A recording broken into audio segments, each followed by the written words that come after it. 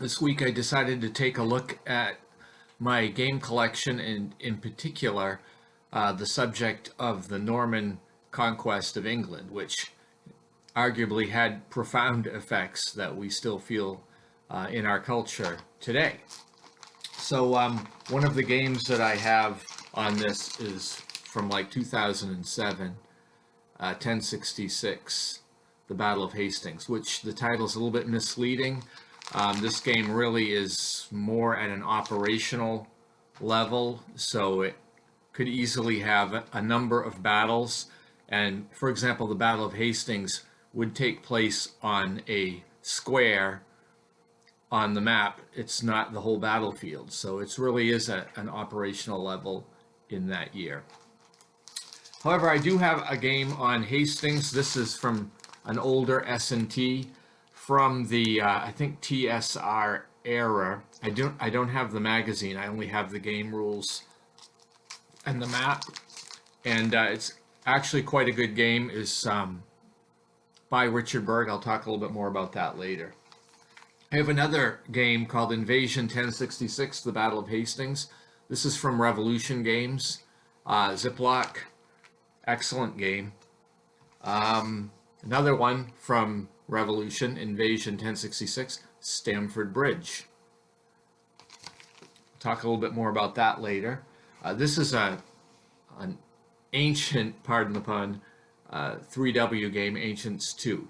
Of course, this has numerous scenarios from all eras of ancient history, but it does have a scenario on Hastings in it. And then, of course, my most recent game is this, Norman Conquests by GMT using the Men of Iron system.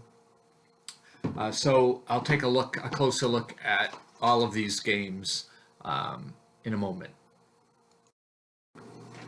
Well, now I'm going to talk a little bit about the specific games, not a lot of detail, but an overview. On this first slide is from the S&T 240 magazine. This is one I said was somewhat operational, and you can see that William the Conqueror has to make a landing. This game, has an economy system where you have gold that you use to, build troops and things like that. And the combat occurs, like I said, in a square on the map, but when you do go to the combat, it uses a battle board, so you actually put units out into a center and wings and fight it out on a battle board. So it's kind of a unique game. This is not my favorite, but it was, acceptable. This next one is from an older S&T magazine. You can see the counters have side nibs. This was Hastings 1066. I forget which issue exactly this was, but this was designed by Richard Berg, and the interesting thing about this game is that you would have to set orders for each wing or nationality.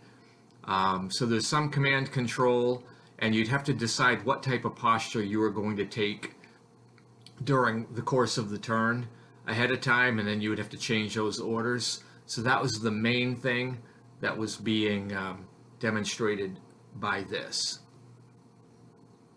This next game is Stamford Bridge. This was the one from Revolution Games, and you can see this is the initial setup that I'm displaying, and then I have another photo as the battle progressed. And this is basically a slug it out system. There is a little bit of command control due to the radius of the leaders that you can see on there, and it has some of the notable leaders.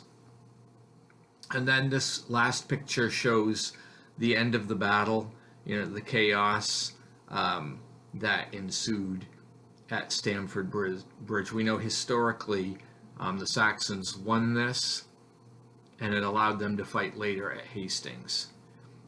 Now, Revolution Games also has a game, as I was showing, on Hastings. This picture here shows the setup for that game. Again, this is a slug match type of game. There's not a lot of chrome to it. These two games from Revolution Games I was able to play with my 9-year-old grandson at the time, and he just loved playing these games. It was a lot of fun and got him a little bit interested. This picture shows toward the end of the battle of Hastings with the Revolution Games, one Invasion 1066.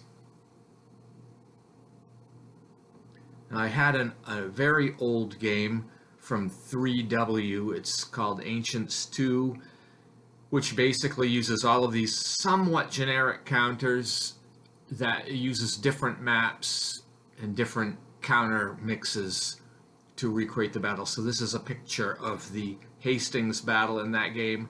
This game, as again, it's another one that you just slug it out mostly. Not a lot of chrome, but it's a kind of a simple game for these days.